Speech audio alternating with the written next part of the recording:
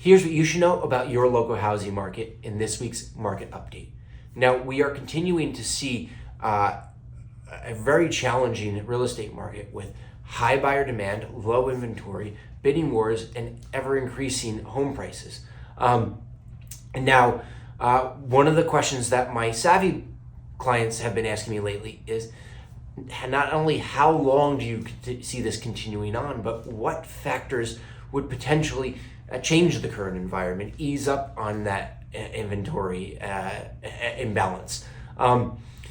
So while we've talked about the things that the federal government is doing to try to combat this, we found that a lot of those things are counterproductive. For example, if you have a lot of people that need a home, the solution is not to make it so challenging for them to purchase a home that they no longer want to buy a home. No, the solution is to have enough homes available for all the need and want homes.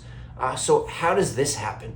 Well, those two major factors that are causing barriers to supply of new homes, and those are building regulations and zoning laws. Now, if you talk to builders, developers, investors in real estate, the media and the government may seem to vilify these people, but they really understand how these markets operate. And the cost of building a home has gotten extremely expensive. Not only building materials, but all these regulations. Building a house now requires so many more rules and regulations, and with that comes time, and time is money. The more inspections needed, those are inspectors that need to be paid, those are permits that need to be paid for, those are builders and contractors that need to be more educated on these new and ever-changing laws. You have certifications, qualifications, and then of course with more rules comes more opportunities for lawsuits, comes the need for more insurance, and that costs money as well.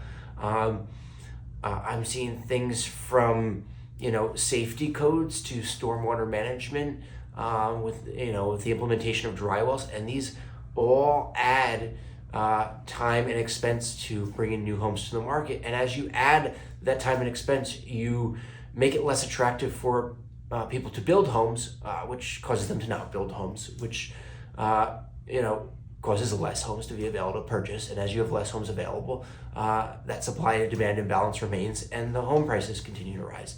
On top of that, you have zoning restrictions. Now, while I understand that current homeowners, don't want a high-rise being built in their neighborhood of single-family homes with, sizable backyards, around here there are not many places left to build. And then a lot of the places that have not been built on, and understandably so, have been deemed unfit for building for environmental purposes. I get that we can't go and destroy natural habitats of animals in order to go build more and more houses. So how does that come into effect? Well, to enact change, we would need zoning changes that would allow more density in the areas that we've already built in.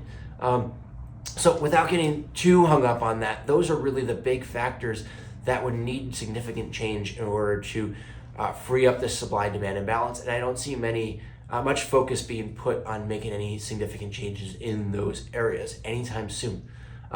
So that being said, let's get into this week's stats and see what's going on in this local housing market.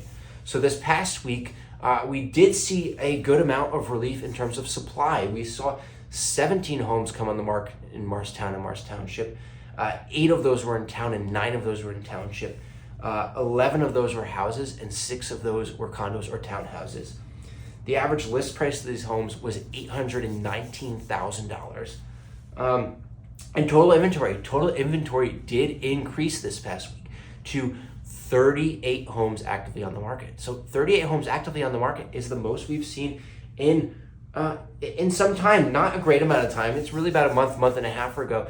So the other really somewhat surprising thing is, we saw the most amount of homes come on the market this past week that we've seen in, I don't know, I've gone back almost a year, and this is the most homes we've seen come on the market in 1 week in more than a year. But we still have only seen small gains in active inventory. So let's see why. Homes sold this past week. We saw 6 homes sell this past week. Average list price of these homes was $896,000. Average sale price of these homes was $641,000. So this past week, homes sold for an average of 8.1% above the list price. And we're on the market for an average of 12 days. Under contract homes, we saw 10 homes go under contract this past week. Those homes had an average list price of $817,000, and they remained on the market for a median number of 14 days. It's been raining a competitive market. You need to be savvy on both the buy and the sell side. We're seeing a lot of new emerging scenarios, new strategies come into play, and you really need to be on the cutting edge of these of the market and on these strategies to be able to get the most value out of your transaction, whether it be on the buy or the sell side. So if you have any questions on that, if you're thinking of purchasing a home or selling a home in the near future, certainly do reach out to me. And if it's longer term plans that you are simply contemplating, I'd be happy to have a conversation about that as well and help you either plan or dream for the future. So thanks for checking in. I hope you have a great weekend. I'll catch you guys soon.